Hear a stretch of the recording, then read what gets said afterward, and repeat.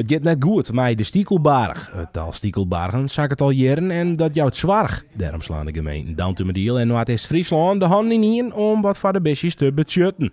Op de Dr. Teun de Vrieskwaal in Veewouden krijgen leerlingen een speciale gastles over de stiekelbarg. Ze leren waarom de stiekelbarg dreig had en wat ze zelfs doen kunnen om te helpen. We hebben papier kregen en daar zie je op dat hij water drinkt. En hij eet ook wel insecten.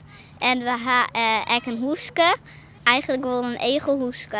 En daar gaat hij dan sneller heen dan gewoon in de tuin samen. De egel is eigenlijk zien als een soort beestje wat een signaal is voor hoe het gaat met de natuur. Het gaat op staat net zo goed met de egel. Dus eigenlijk ik net echt met de natuur.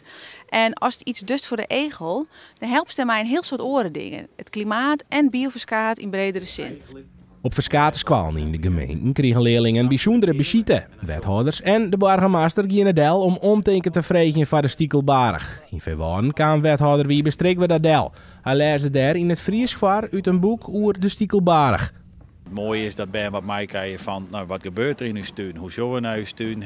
De tuin weer lietser, we komen steeds met tegels in te lezen. Nou, ik eens in gesprek met hij te met wat stukjes en wat bosjes en wat is eigenlijk de functie van bladen in de tuin. En dat is het mooie, we brengen dat gesprek wat op gang. Want elk jaar in Downtummerdiel moeten we wat denken om ons omjouwing.